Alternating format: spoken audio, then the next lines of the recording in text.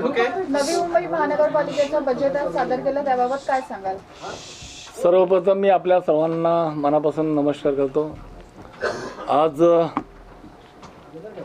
या ठिकाणी नवी मुंबई महानगरपालिका 2026-27चा अर्थसंकल्प आज या ठिकाणी सभागृहामध्ये मांडत असताना या महाराष्ट्राचे आराध्य दैवत राजा शिवछत्रपती शिवाजी महाराज, धर्मवीर छत्रपती संभाजी महाराज, भारतीय घटनेचे शिल्पकार डॉक्टर बाबासाहेब आंबेडकर, क्रांतिज्योती सावित्रीबाई फुले, क्रांतिसूर्य महात्मा ज्योतिबा फुले, राजश्री शाहू महाराज, राजमाता जिजाऊ या महान नेत्यांना वंदन करून, महामानवांना वंदन करून या ठिकाणी खऱ्या अर्थाने आज अतिशय स्थायी समितीचे सभापती म्हणून या सभागृहामध्ये अर्थसंकल्प सादर करत असताना या देशाचे लाडके प्रधानमंत्री आदरणीय नरेंद्रभाई मोदी साहेब, त्याचबरोबर या ठिकाणी या राज्याचे आपल्या सर्वांचे लाडके मुख्यमंत्री, अभ्यासू नेतृत्व देवाभाऊ देवेंद्र फडणवीस साहेब, देवाभाऊ, त्याचबरोबर या ठिकाणी या राज्याचे वनमंत्री, पालघर जिल्ह्याचे पालकमंत्री, ठाणे जिल्ह्याचे संपर्कमंत्री आणि या नवी मुंबईला घडवणारे, नवी मुंबईला दिशा देणारे, सर्वसामान्यांना न्याय देणारे, ही नवी मुंबई स्थापन झाल्यापासून ज्या जनतेने ज्या नागरिकांनी अत्यंत विश्वासाने एक हाती सत्ता देण्याचं काम केलं, असे आमचे या नवी मुंबईचे शिल्पकार लोकनेते आदरणीय गणेशजी नाईक साहेब, या नवी मुंबई शहरामध्ये ठाण्याचे माजी खासदार डॉक्टर संजीवजी नाईक साहेब, त्याचबरोबर ऐरोली विधानसभा मतदारसंघाचे युवा माजी आमदार, प्रथम आमदार आदरणीय संदीपजी नाईक साहेब, त्याचबरोबर या ठिकाणी या सभागृहाचे सभागृह नेते माजी महापौर आदरणीय सागरजी नाईक साहेब यांच्या सहकार्याने हा 2026-27चा अर्थसंकल्प सादर करताना मला अतिशय या ठिकाणी खऱ्या अर्थाने आनंद होतोय. एक शेतकरी कुटुंबातील मुलगा या ठिकाणी या नवी मुंबई शहराचा लोकहिताचा आणि लोकाभिमुख अर्थसंकल्प सादर करत असताना तळागाळातील सर्वसामान्यांना न्याय देणारा हा अर्थसंकल्प आज या ठिकाणी आम्ही सादर केलेला आहे. हा सादर करत असताना खरं पाहिलं तर या ठिकाणी प्रामुख्याने अनेक महत्त्वपूर्ण असे लोकहिताचे, सर्वसामान्यांना न्याय देणारे या ठिकाणी आपण प्रकल्प हाती घेतलेले आहेत. आणि या अर्थसंकल्पामध्ये महत्त्वाचं म्हणजे या नवी मुंबई शहरामध्ये आदरणीय गणेशजी नाईक साहेबांनी या नवी मुंबई महानगरपालिकेच्या निवडणुकीमध्ये ज्या पद्धतीनं गेले अनेक वर्ष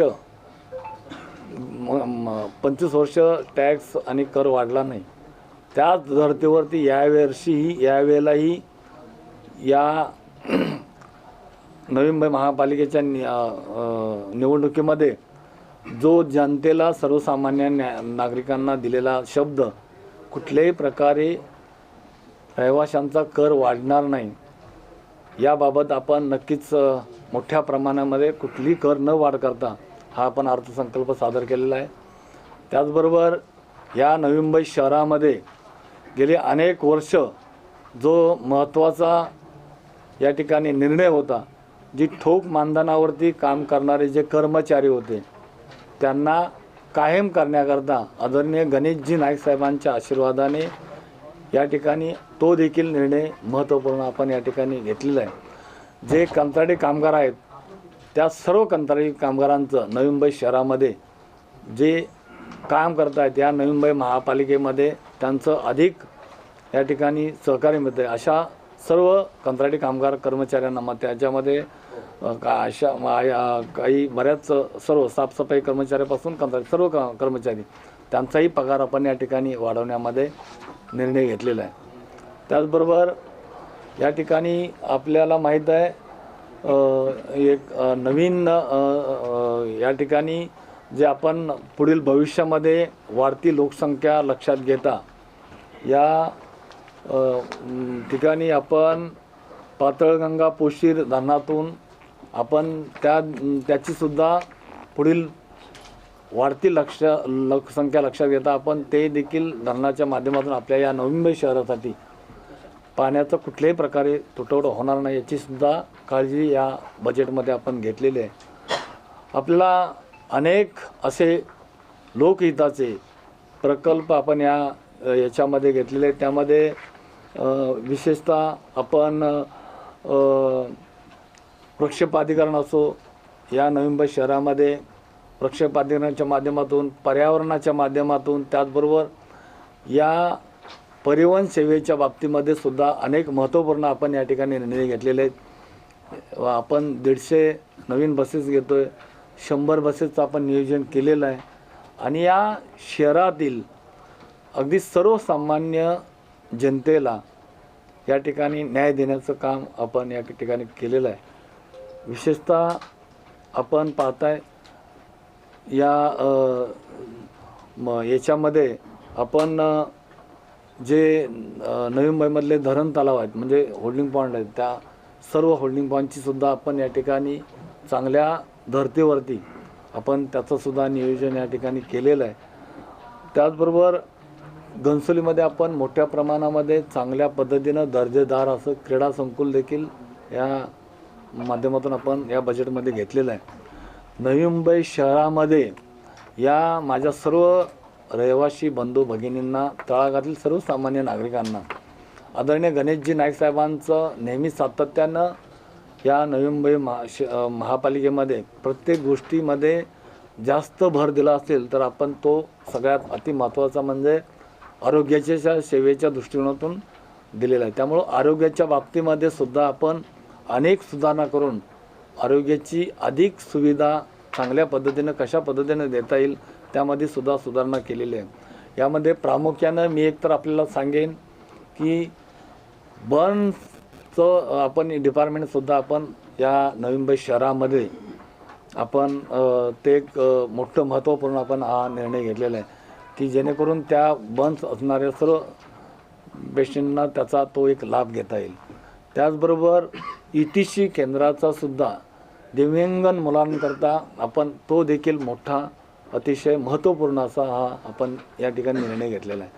त्यामुळं सगळ्यात जास्त अतिमहत्त्वाचा बी या नवी मुंबई शहरामधील सर्वसामान्य गोरगरिबांच्या विद्यार्थ्यांकरता एक चांगलं दर्जेदार शिक्षण मिळावं, प्रत्येक मुलाच्या आईवडिलांची अपेक्षा पूर्ण करण्याकरता सर्व महापालिकेच्या माध्यमातून जेवढं जास्तीत जास्त त्या शिक्षणाच्या बाबतीमध्ये सुद्धा आपण भर देऊन या ठिकाणी सर्व त्या बजेटमध्ये आपण तरतूद केलेले. अशा अनेक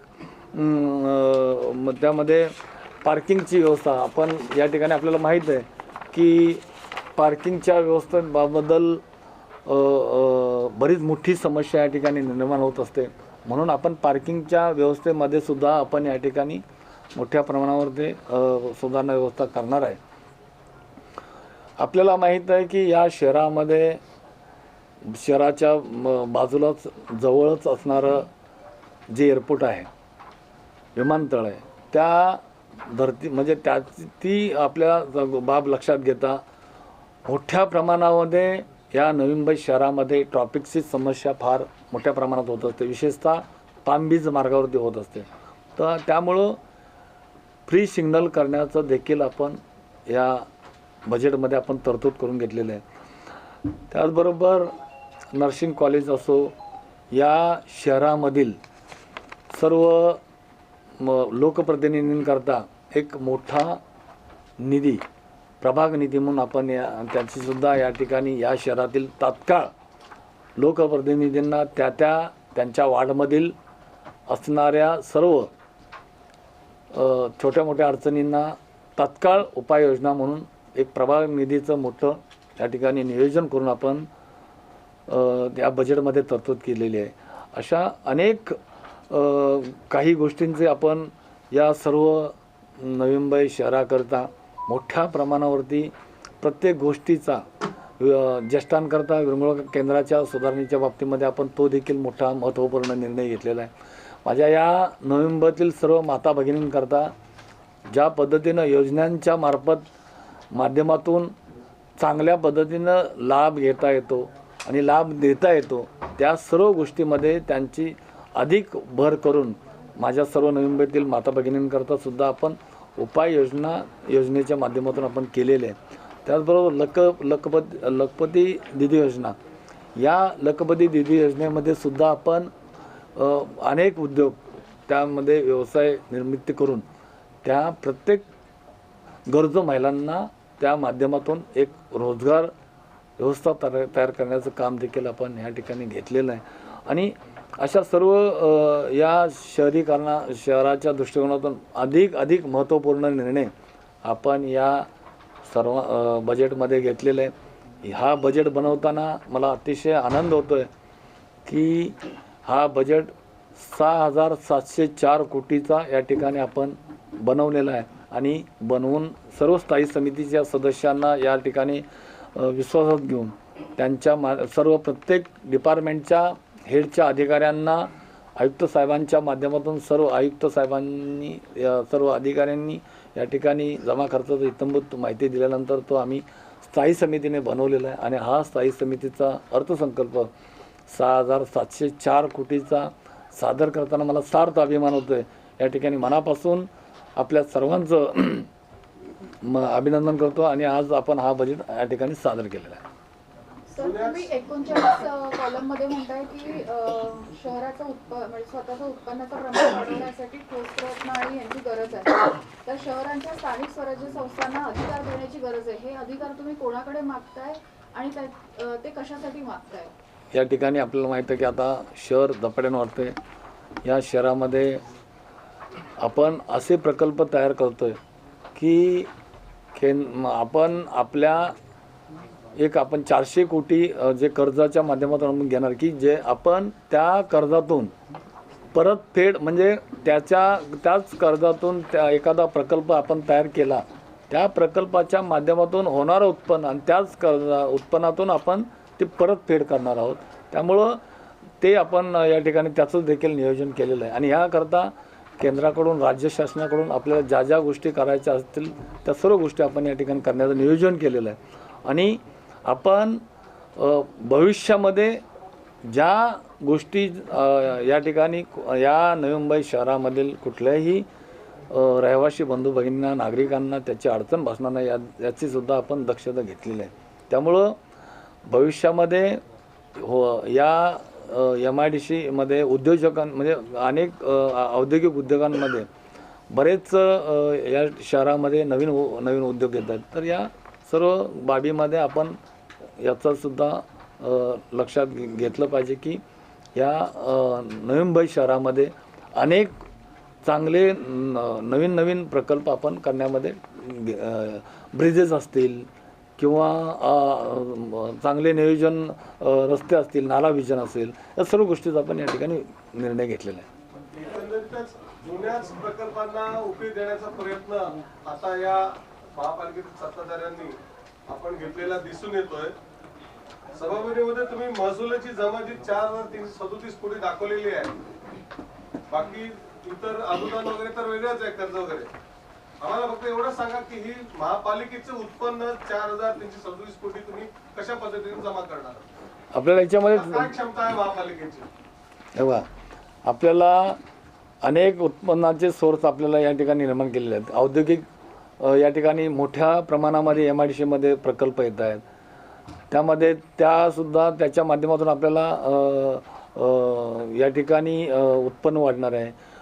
झपाट्यानं वाढणारं शहर या ठिकाणी अनेक या नगर रचना खात्याच्या माध्यमातून या शहरामध्ये वेगवेगळ्या ठिकाणी नवीन असं वाढीव बांधकाम नवीन प्रकल्प येतात. त्या माध्यमातून आपण अनेक ठिकाणी उत्पन्न ज्या माध्यमातून उत्पन्नात स्रोत आहे त्या ठिकाणी अधिक भर देऊन त्याच्यामध्ये जुन्या ज्या पद्धतीने आपल्याला या शहरामध्ये ज्या ठिकाणहून जो उत्पन्न वाढत होतं त्याच्यामध्ये अजून कसं भर देऊन त्यामध्ये वाढ करता येईल ते पाहून. सभापती, आम्हाला तुम्ही हेड सांगा की कुठल्या मालमत्ता करातून अमुक होईल, पाणी पडीतून एवढं होईल, स्थायी समितीने याच्यामध्ये आपल्याला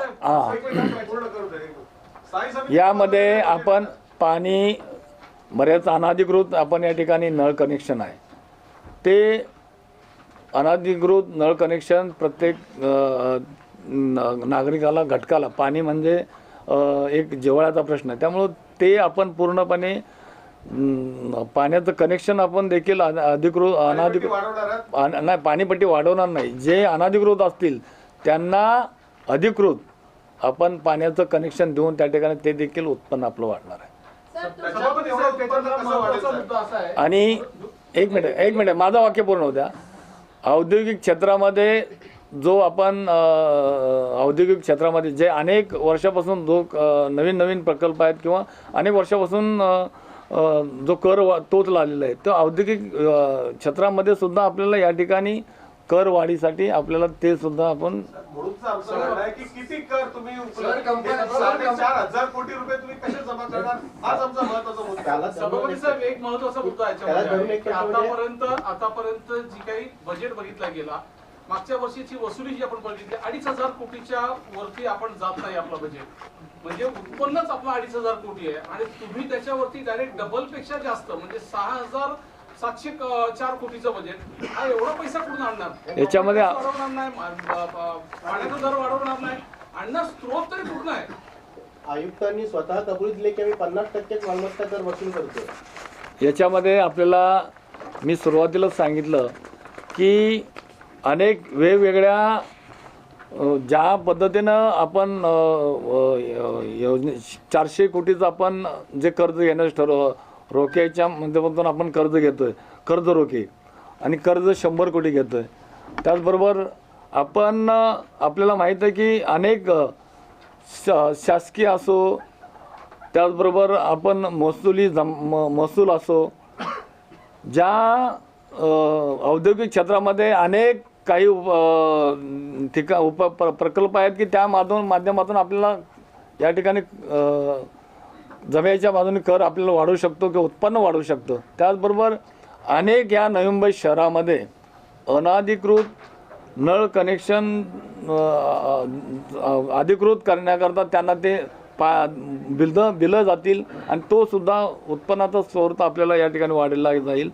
आणि असे सर्व या ठिकाणी केंद्रातून काही या महापालिकेला राज्यातून केंद्रातून जो आपल्याला निधी मिळतो ते सुद्धा आपण या ठिकाणी जास्तीत जास्त भर देऊन आणण्याचा प्रयत्न देखील आपण करणार आहोत. त्यामुळं आपल्याला ह्या सर्व गोष्टीमध्ये प्रतमध्ये तर दिलेलंच आहे. सभापती साहेब, मागच्या वर्षीच्या याच्यामध्ये एप्रिल पासून या मार्च पर्यंत महापालिकेच्या तिजोरीमध्ये किती उत्पन्न झाले, किती पैसे जमा झाले? हे बघा आपल्याला गेल्या वर्षीचा तुम्ही पाहिलेलंच आहे बजेटमधला गेल्या वर्षी होता तो अंदाज आणि यावेळेला आपण त्याच्यामध्ये अजून जमा पैसे किती झाले तिजोरीमध्ये पैसे किती आलेत आपल्या तुम्ही तिजोरीच्या चाव्या तुमच्याकडे असतात तुमच्याकडे तिजोरीच्या चाव्या असतात तुम्हाला गेल्या वेळेचा आपल्याला जमा खर्च तुम्हाला लेखाजोखा तुमच्या हातामध्ये दिलेलंच आहे. याच्यामध्ये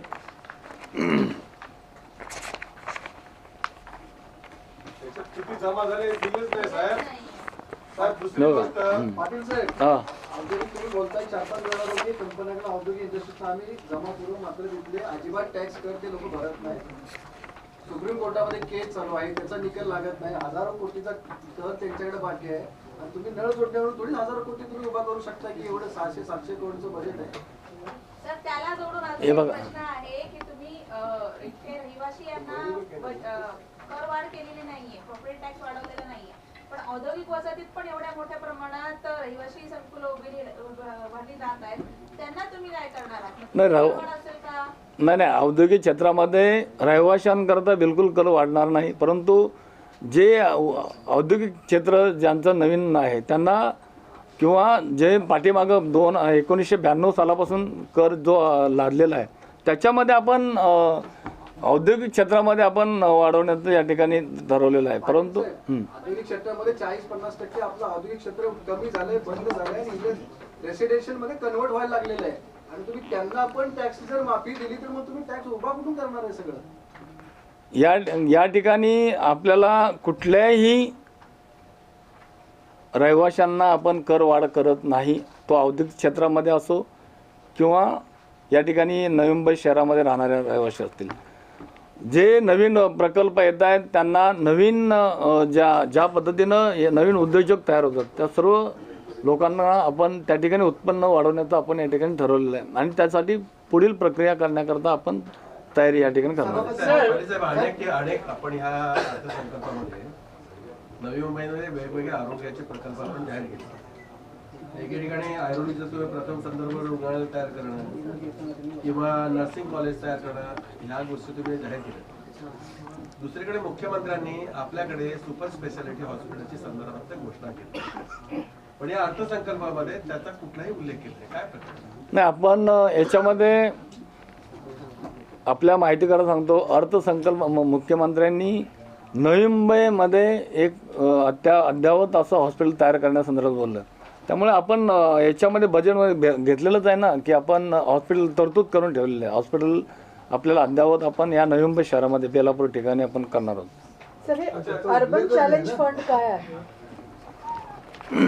आणि त्यासाठी मग काय कर्ज वगैरे घ्यावं लागेल, काय नेमकं? तेच मी बोललो ना, आपल्याला अर्बन चॅलेंजच्या ह्या संदर्भाच्या बाबतीमध्ये आपल्याला माहिती देखील या ठिकाणी दिलेली होती.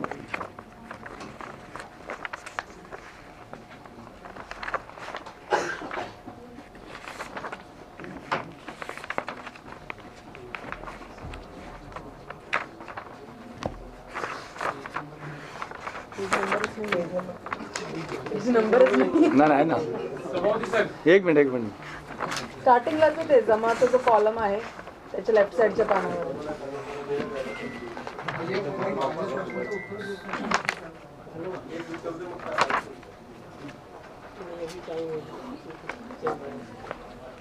हे बघा, अर्बन चॅलेंजच्या बाबतीमध्ये आपण 500 कोटीपेक्षा अधिक किमतीच्या मोठ्या प्रकल्पाकरता केंद्र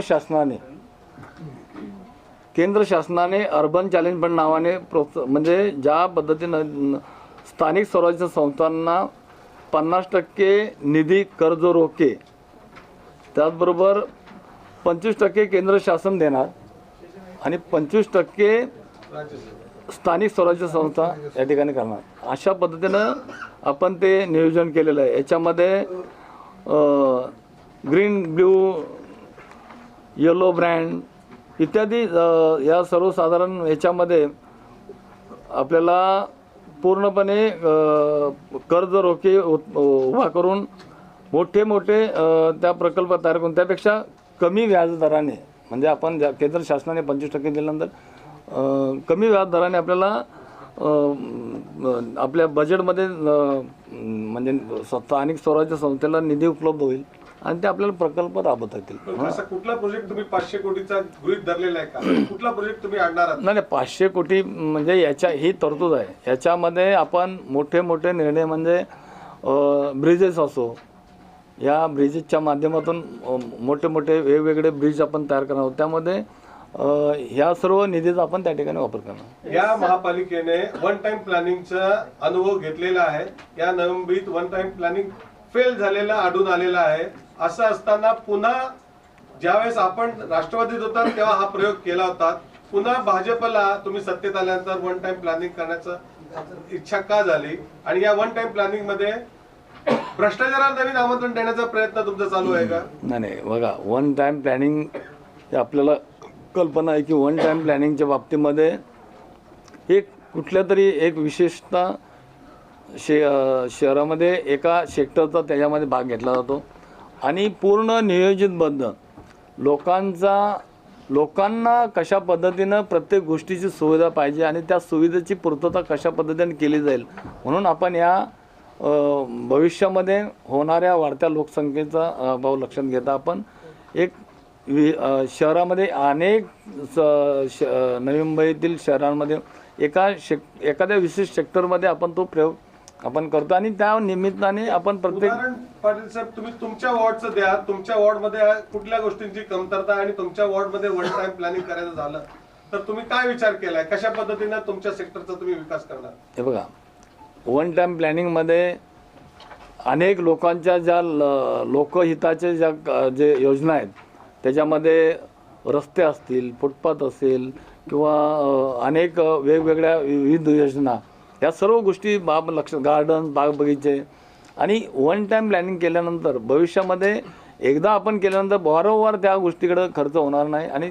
एक शहरामध्ये नवीन पद्धतीनं चांगल्या पद्धतीनं दर्जेदार काम होईल अशा पद्धतीने आपण नियोजन केलं. पाटील साहेब, आता तुम्ही भरपूर प्रकल्पांचा उल्लेख केला, पण 14 गावासाठी तुमच्या भाषणामध्ये कुठे काय उल्लेख झाला नाही. मग 14 गावात आपण कामं करणार आहेत का नाही करणार? 14 गावामध्ये आपण 100% काम, परंतु 14 गावामधून या नवी मुंबई शहरामधून बरेच 14 गावामध्ये सुख सुविधा देण्याचं या ठिकाणी नक्कीच आपण ठरवलं. परंतु 14 गावाचा पूर्ण असणारा आत्ताच आपल्याकडे ते हस्तांतरित झालेलं आहे आणि या 14 गावामध्ये राज्य शासनाने सुद्धा आपल्याला भरीव मदत आपल्याला केली पाहिजे आणि ते करण्याकरता आपण नवी मुंबई महापालिकेच्या माध्यमातून आपण प्रयत्न करणार आहोत आणि 14 शेवटी त्या ठिकाणी राहणारे सुद्धा नागरिक हे आपलेच आहेत. म्हणून आपण ज्या ज्या सुविधा आपण त्या ठिकाणी गरजेचे असतील त्या नक्की पहिल्या प्राधान्याने आपण करणार आहोत. बजेटमध्ये त्यांना काही स्थान देणार नाही का 14 गावांना आता त्या 26-27च्या बजेटमध्ये? नाही, याच्यामध्ये विशेष बघा, रोड, रस्ते, एक विजन, एक हेड तयार करून केलेलं आहे. त्याच्यामध्ये ज्या ज्या आवश्यक गोष्टी असतील त्या होणारच आहेत त्या. साहेब, माझ्या प्रश्नाचं उत्तर नाही मिळालं. आपल्या मागच्या वर्षाचं ह्याच्यामध्ये जमा खर्चात जमिनीची बाजू कोणती दाखल नाही. आपल्या तिजोरीमध्ये मागच्या वर्षभरामध्ये किती पैसे जमा झाले? 3000 कोटी, 4000 कोटी, 5000 कोटी. त्याच्या अनुषंगाने तुम्ही आधारावरती पुढच्या वर्षीचा अंदाजित पत्र तयार केलं जातं. मागच्या वर्षीची जमा आपल्या तिजोरीत किती झाली? सगळे स्रोत पकडून तुमचे. हे बघा, आपल्याला गेल्या वेळेला 25-26च्या 25-26चा 5709 कोटी जमा अंदाजे खर्च होता. अंदाजित खर्च नाही, आपल्या तिजोरीत जमा किती झाले? याच्यामध्ये आपल्या तिजोरीमध्ये पूर्णपणे आपण 5830 कोटी एवढी रक्कम आपण त्या ठिकाणी गेल्या 25-26 घेतलेली होती आणि या सर्व गोष्टी पूर्णपणे 26-27च्या बाबतीमध्ये आपण पूर्ण इतंबत तुम्हाला आरंभीची शिल्लक दिलेली आहे, महसुलीची जमा दिलेली आहे, पुन्हा भांडवली जमा दिलेली आहे आणि शासकीय अनुदान आणि कर्ज रोखे आणि कर्ज. सर, ही सभापती साहेब, ही निव्वळ नवी मुंबईकरांची धुळपेक आहे. तुम्ही हा संपूर्ण फुगवलेला अंदाजपत्रक बजेट हा सादर केलेला आहे. यामध्ये तुम्ही 5830 ही गेल्या वर्षीची अंदाज जो तुम्ही व्यक्त केला होता ती रक्कम दिली. जशी ह्यावेळी तुम्ही 6700 ह्यावेळी 6704चं तुम्ही जसं म्हणतायत की आम्ही जमा करणार आहोत, तसं मागच्या बजेटच्या वेळी 5830 होतं. पण तिजोरीत किती पैसे आले या आपल्याला माहित आहे. पगार दिले सांगणार की 2 लाख, पण देताय 20,000 रुपये. आपल्याला जमा किती आपल्याकडे झाले? आपल्याला माहित आहे की 6 वर्ष प्रशासन होतं. त्यामुळं आता नवी मुंबई महानगरपालिकेचे प्रत्येक लोकप्रतिनिधी आलेत. प्रत्येक गोष्टीवरती बारकाईनं लक्ष ठेवून जास्तीत जास्त या शहरामधला जमेचा बाजूनी असणारा सर्व उत्पन्न असतो त्याच्यामध्ये आपण भर देऊ. त्याचबरोबर असून ऐका ना, त्याचबरोबर ऐका ना, फुगीर असं म्हणण्यापेक्षा आपण केंद्र शासनाकडून जास्तीत जास्त निधी आपण उपलब्ध करून घेऊ. कर्ज आपण जे घेणार आहे ज्या पद्धतीनं की आपण जे प्रकल्प उभा करणार आहोत त्या प्रकल्पाच्या माध्यमातूनच उत्पन्न मिळून ते परत कर्जाच्या स्वरूपामध्ये आपण परतफेड करणार आहोत. त्यामुळे अशा या अनेक महत्त्वपूर्ण निर्णयाचा आपण या ठिकाणी निर्णय घेतलेले आहेत. त्यामुळं असा हा आपण आजच्या या नवी मुंबई शहरासाठी 6704 कोटीचा आपण अर्थसंकल्प तयार केलेला आहे. आपल्या महानगरपालिकेने निर्णय घेतलाय की निवृत्तीचं वय जे आहे ते 2 वर्षांनी वाढवणार.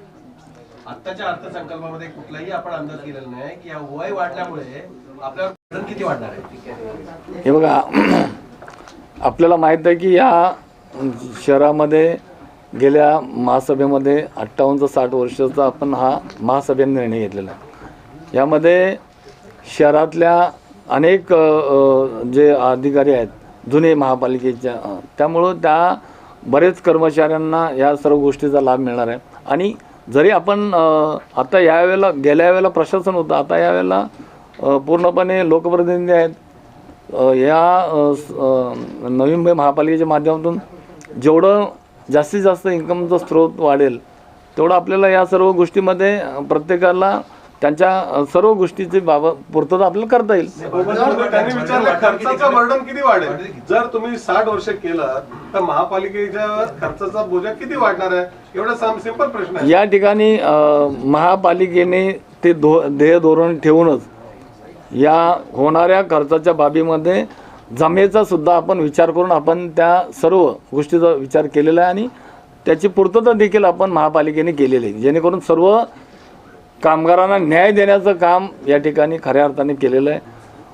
आणि आपण जे ठोक मानधनावरती आहेत त्यांनासुद्धा आपण कायम करण्याचं सुद्धा नियोजन या ठिकाणी केलेलं आहे.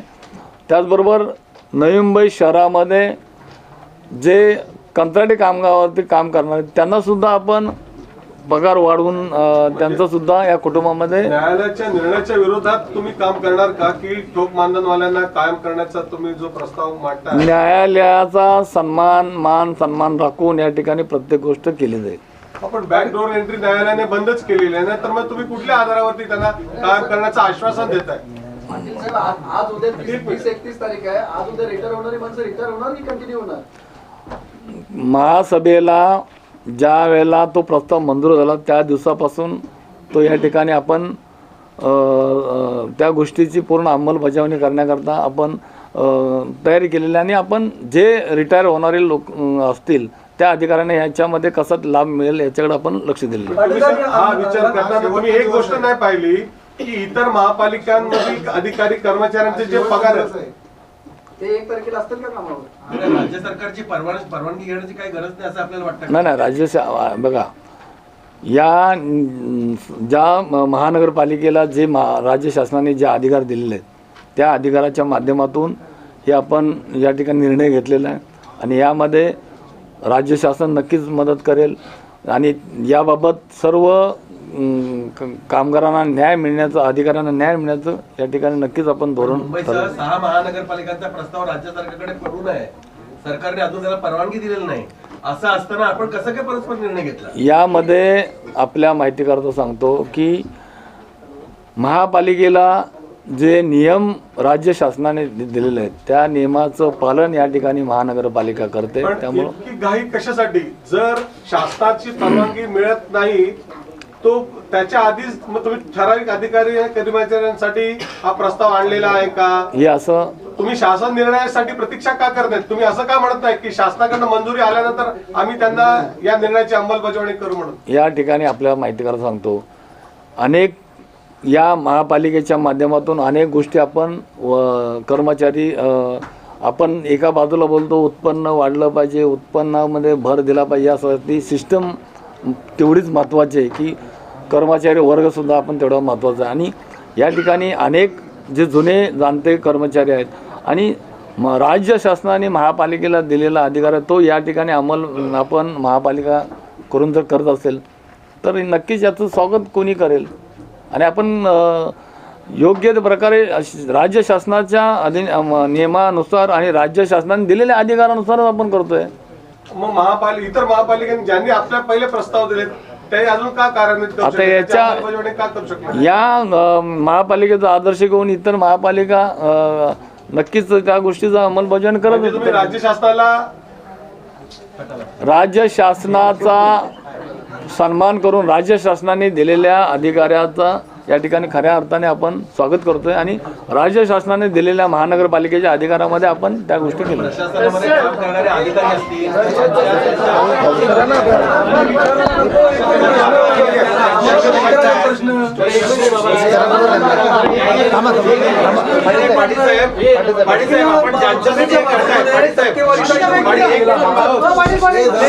या टक्केवारी सांगितलेली आहे. या जमेच्या कर्जांमध्ये संकीर्ण जमा असं म्हटलं, पाणीपट्टी मोरबेचं गुंतवणुकीचं व्याज म्हटलंय, मुद्रांक शुल्काचं शासन आंदोलन म्हटलंय, ही संपूर्ण टक्केवारी 100% सांगितलेली आहे आणि 6,704 कोटी रुपयांचा तुम्ही अर्थसंकल्प सादर करताय. बरं. या टक्केवारीचं नक्की विस्तीर्ण प्रकार काय आहे, ही टक्केवारी म्हणजे नक्की काय आहे, हे कशा प्रकारे जमा करताय आणि मग त्या अनुषंगाने तुम्ही जो अर्थसंकल्प मांडलाय तो अर्थसंकल्प तुम्ही या खर्चाचा मांडलेला आहे. मी तर मगाशीच बोललो की आपण कराच्या माध्यमातून जे औद्योगिक क्षेत्रामध्ये जे नवीन औद्योगिक क्षेत्र आहे त्या माध्यमातून आपल्याला कर येणार आहे.